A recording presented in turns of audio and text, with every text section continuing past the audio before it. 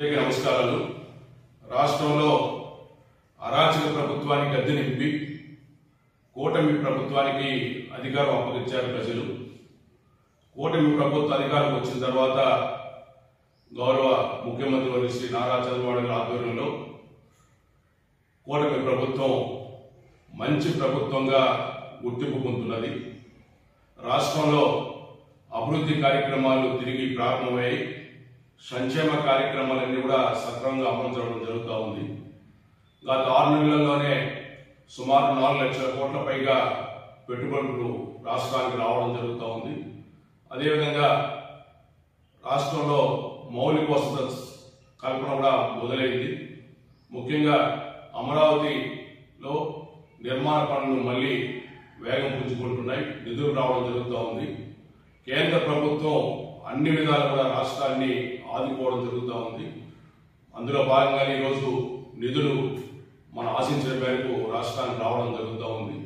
Visakha railway జోన్లు కూడా శ్రీకారం చుట్టారు. అదేవిధంగా విశాఖ ఉక్కు కర్మాగారం ప్రైవేటీకరణ కూడా స్వస్తి జరిపి ప్రత్యేకమైన ప్యాకేజీ కూడా రావడం జరుగుతూ ఉంది. జిల్లాలో కూడా అన్ని జిల్లాల్లో కూడా అభివృద్ధి కార్యక్రమాలు, సంక్షేమ కార్యక్రమాలు ప్రారంభమయ్యాయి. రోడ్లు కూడా గ్రామాల్లో మళ్లీ రోడ్లు, డ్రైనేజీస్ కూడా శ్రీకారం చుట్టి ఈరోజు సిమెంట్ రోడ్లు వేయడం జరుగుతూ ఉంది. పట్టణాల్లో కూడా కార్యక్రమాలు ప్రారంభించారు, అభివృద్ధి కార్యక్రమాలు. గత 5 సంవత్సరాలు కూలిపోయిన కొంతంతా కూడా మళ్లీ పోడ్చడం జరుగుతూ ఉంది. ఈ విధంగా అభివృద్ధి కార్యక్రమాలు, సంక్షేమ కార్యక్రమాలు ముందుకు పోవడం జరుగుతూ ఉంది. గౌరవ ముఖ్యమంత్రి గారు ఇటీవల ఒక సర్వే చేశారు. రాష్ట్ర ప్రభుత్వ పనితీరు పైన, అదేవిధంగా ప్రజల సంతృప్తి స్థాయి పైన గౌరవ పార్లమెంట్ సభ్యులు, గౌరవ శాసనసభ్యుల యొక్క పనితీరు పైన కూడా సర్వే నివేదిక తెప్పించుకున్నారు. వారికి అందరి సర్వేల ప్రకారం జిల్లాలో సంబంధించి సమగ్ర ప్రగతికి సంబంధించి రాష్ట్రంలో టాప్ 3 జిల్లాల్లో చిత్తూరు జిల్లా 2వ స్థానం రావడం జరిగింది. చాలా అభినందించదగ్గ విషయం. జిల్లాలో నుండి గౌరవ పార్లమెంట్ సభ్యులు, శాసనసభ్యులు, శాసనమండలి సభ్యులు అందరూ కూడా సమన్వయంతో సమిష్టిగా వారి నియోజకవర్గాల పరిధిలో అభివృద్ధి సంక్షేమ కార్యక్రమాలకు శ్రీకారం చుట్టి ముందుకు తీసుకోవడం జరుగుతూ ఉంది. అదేవిధంగా గౌరవ జిల్లా కలెక్టర్ గారి ఆధ్వర్యంలో జిల్లా యంత్రాంగం అంతా కూడా సమర్థవంతంగా పనిచేస్తున్నారు. జిల్లా పోలీస్ యంత్రాంగం అంతా కూడా జిల్లాలో శాంతి భద్రతలు పరిరక్షణ జరుగుతూ ఉంది.